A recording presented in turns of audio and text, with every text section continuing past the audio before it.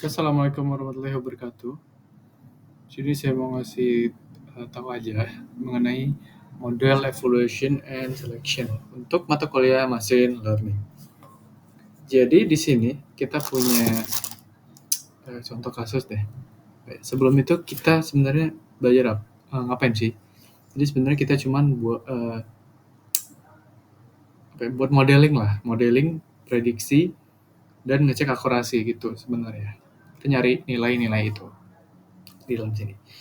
Nah, jadi model evaluation and selection ini buat gimana cara kita menentukan nilai akurasi, terus apakah ada matriks lainnya gitu.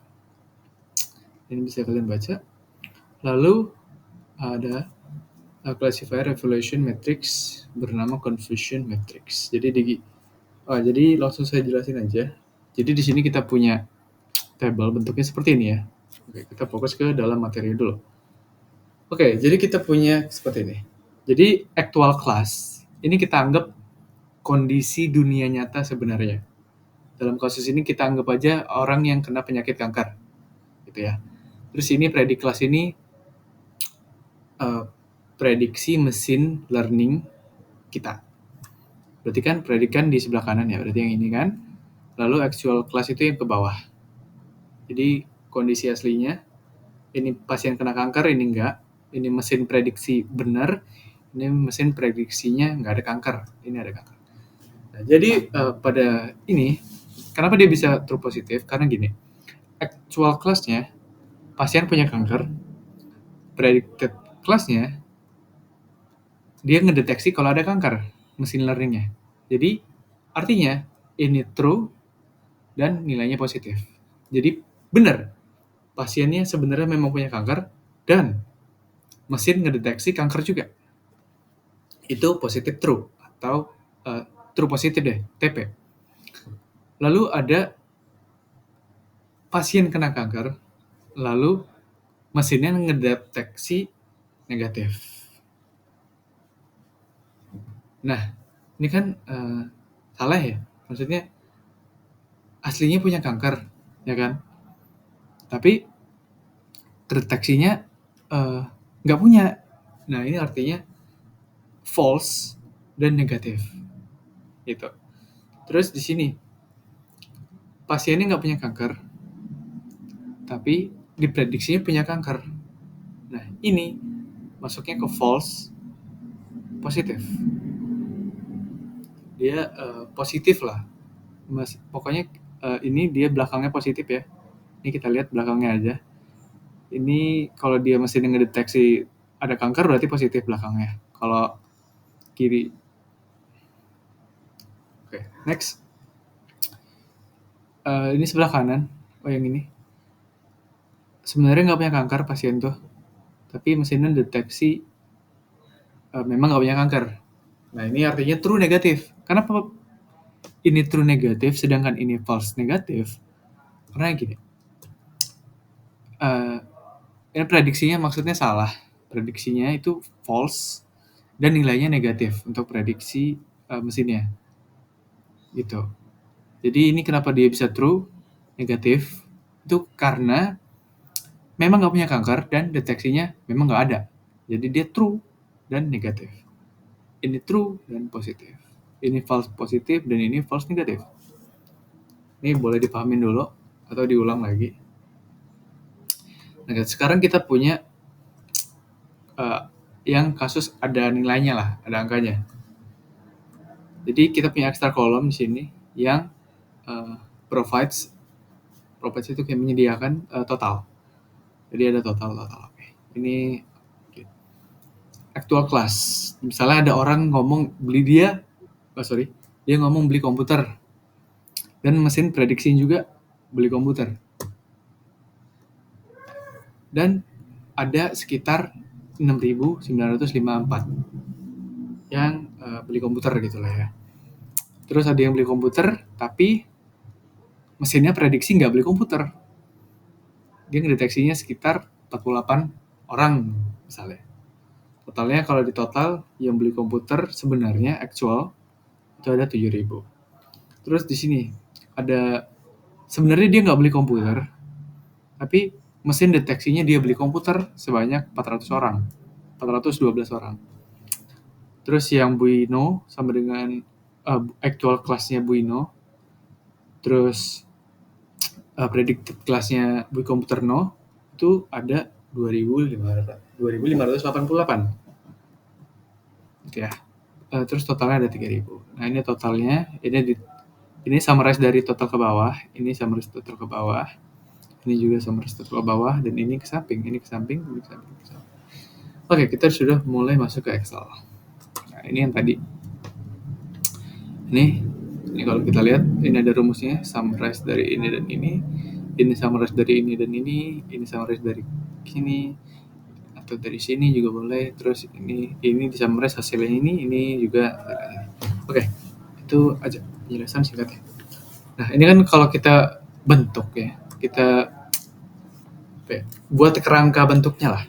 Dia bentuknya kayak gini. A itu sebagai actual class, P itu sebagai predicted class. Oke. Terus di sini kita lihat di sini TP sebagai TP, ini sebagai FP, in FN, ini sebagai TN. Nilainya itu ini ya. Ini dan ini ada P aksen, ada N, dan ada N biasa. Oke, kita baca lagi di sini. Nah, ini bisa kalian baca. Nah, terus saya mau jelasin akurasi. Jadi, berdasarkan di sini, kita bisa ngitung presentasi test set tuple yang benar. Akurasinya dihitung dari TP ditambah TN dibagi all. Kita punya all di sini, kita punya TP di sini, dan punya TN di sini. Kalau kita baca tabel yang ke samping ke atas, kita bakal ngambil ini, kita ngambil 3 ini kan. Kita coba hitung akurasi. Kita coba hitung akurasinya berapa. Kita kan bakal ngambil TP, terus ditambah dengan TN, ya kan? Terus kita bagi dengan all, yaitu di sini. Kita hitung akurasinya. Oke, ini kita biar lebih akurat, kita kalikan dengan 100 ya. Kali dengan 100. Nilainya 92%. Oke. Terus akurasi. Terus kita mau ngitung error rate-nya berapa nih? Error rate. Kita hitung nih. Jadi sebenarnya kita modeling ini buat ngitung error rate, hitung akurasi, hitung-hitung lah. Error rate-nya dihitung dari 1 min akurasi. 1 min akurasi. Oh, sorry, salah. 100. Jadi errornya sekitar 0,04%. Ini nggak usah dikali 100 ya.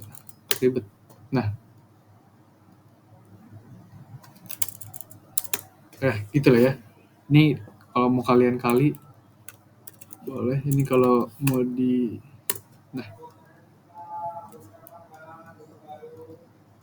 Nah, sekitar 4%, akurasinya 95%. Gitu ya, untuk gitu. Nah, ini juga kalian bisa hitung sendiri nih. Sensitivity itu artinya true positive recognition rate. Nah, rumusnya pakai TP per P. Berarti kan kita ambil TP dibagi dengan P, ya kan? Jadi kita coba hitung. Untuk true positive recognition rate. Kan kita pakai rumus TP per P. Berarti kita ambil TP ya, di sini TP per P. Nilainya 0,99. Nah, ini juga kita ambil negatif ya berarti ya. Negatif. Kita ambil TN per N, berarti kita ambil ini kan. TN yang mana? Oh, ini. TN yang ini dibagi dengan N. Nilainya 0,82%. Gitu lah ya. Terus, nah ini kalau kalian mau ngitung precision kita, precision itu adalah exactness. Exactness itu adalah ketepatan.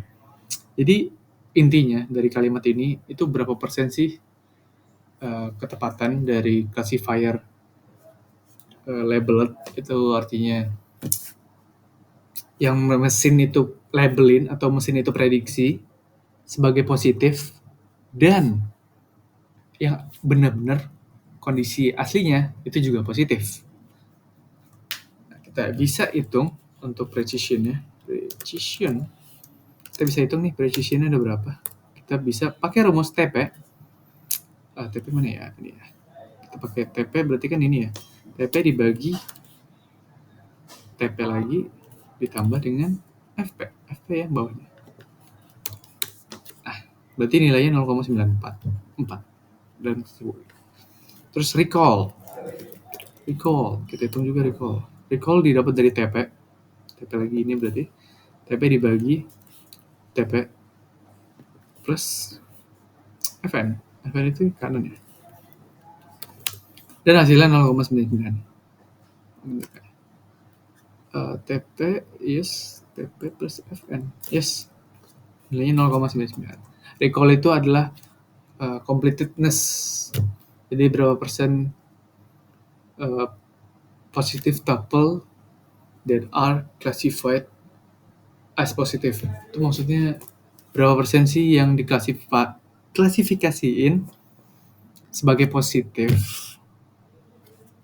Gitu.